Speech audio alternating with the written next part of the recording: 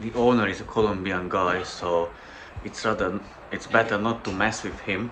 And yeah, so it wasn't starting. I was a bit scared. It started smoking in the beginning. Oh my god, what's wrong? And then another bunch of like lights came on, SCBS, traction, DPMS, and so on and so forth. It showed two fault codes, and the engine just turned off completely. So I got this CX-5 so here is the delivered car. today in the morning around 8:30. The owner is a Colombian guy, so it's better not to mess with him. And I messed up in the first place, or first thing, because I forgot that I booked him in.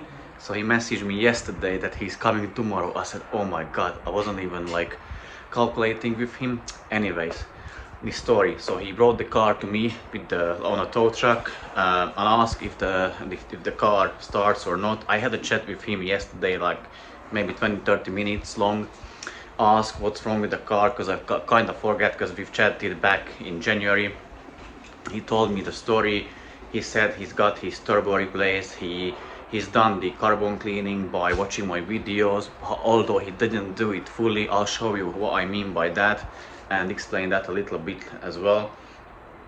So basically he said the problem with the car is sometimes it cuts off, sometimes it doesn't rev up till like over 1000 RPM. And yeah, so it wasn't starting. I was a bit scared, so the guys just rolled it down from the trailer. I powered it up. Okay, first thing I tried, started up, the lights didn't even come on, so the battery was flat. I tried the jump starter, then that was dead as well, my jump starter. So I have to charge it again. Then I put the new not new, but I put a used battery in, which is in good condition, so I know about it. Started it up. It started first time, no issues whatsoever. I was monitoring the engine oil temp and the oil pressure, because I was scared, or I was worried that it will have not sufficient oil pressure. It wasn't the case, so I decided to take it for a test drive. My father was sitting next to me, constantly monitoring the coolant and the oil temp and the oil pressure. It started smoking in the beginning, so said let's turn around and come back home. We came back home, it stopped smoking, but I've seen that the fuel consumption was very high, so I guessed it was doing the regen, because owner told me it's been sitting there like that for a quite long time, so he didn't start it up, which makes sense. That's why the battery went flat. Also, that's why it started, because he put a new battery in it, that's why it started the regen. Okay, so we turned around, continued or carry out the test drive. 2 minutes from home, everything was fine. So the oil pressure was fine, coolant temperature, oil temperature was fine until 2 minutes from home. So I just came out from the roundabout, took the left turn, and the red triangle, exclamation mark in the red triangle, it lit up. I said, oh my god, what's wrong? I asked straight away my father, what's the oil pressure? Oil pressure was good, because usually that means the oil pressure. And then another bunch of like lights came on, SCBS, traction, DPMS, and so on and so forth. So okay, I thought it's not that serious, but I felt the car, it didn't feel quite good. So it had power from, let's say, from 1800 RPM. It didn't really have power below that, but I knew that the turbos were replaced, so I thought maybe they didn't do the job properly, or maybe it's carbon buildup, but that's been like taken care of. So let me carry on with the story. I came home, didn't turn off the car, plugged the diagnostic tool in and checked for fault codes. It showed two fault codes, which I will edit here. It showed only the first one, and then after a few seconds it triggered the second one with check engine light, and the engine just turned off completely. Once I scanned for the second code, I knew what the issue is.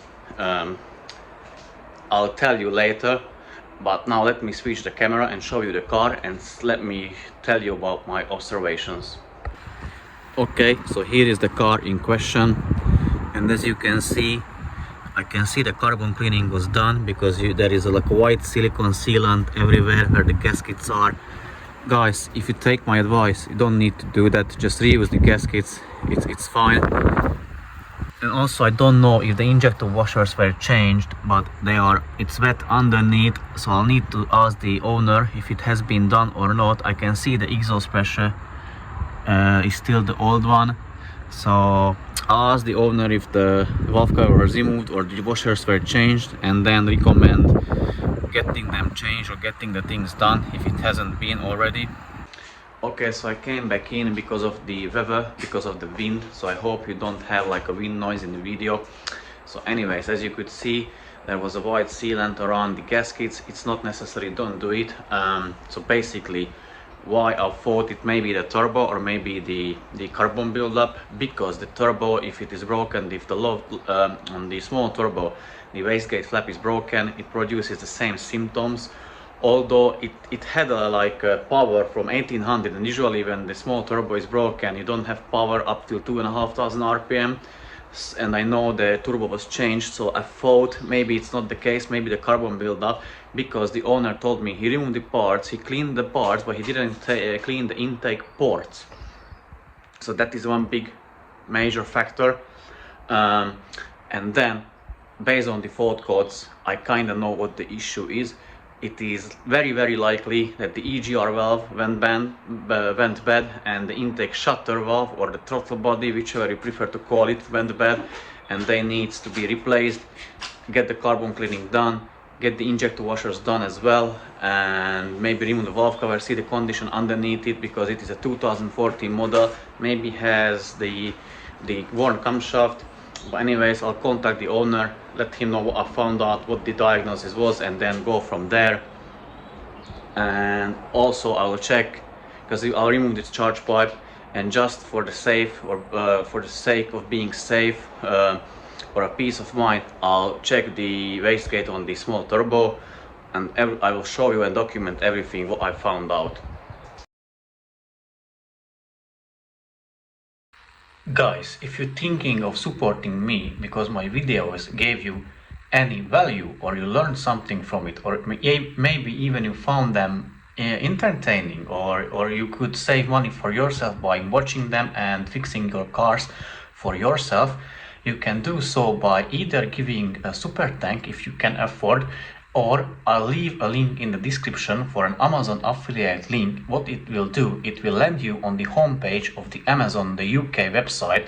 So basically you can do the regular shopping as you would do, but I will earn commission from it as it is an affiliate link, and Amazon will know that I sent you to that website, to their website, and whatever you buy, I will earn a small commission from it. So if you are like me, you're spending a lot of money buying a bunch of bullshit from Amazon, you can do so. It won't cost you any single penny, like any further single penny. Obviously you have to pay for what you buy, but I will earn commission from it, so I can provide you better content, and I can buy a bunch of more cool shit or cool tools, and then I can show it to you on the channel. So guys, if you want to support me, you can do so with these two ways. Thank you.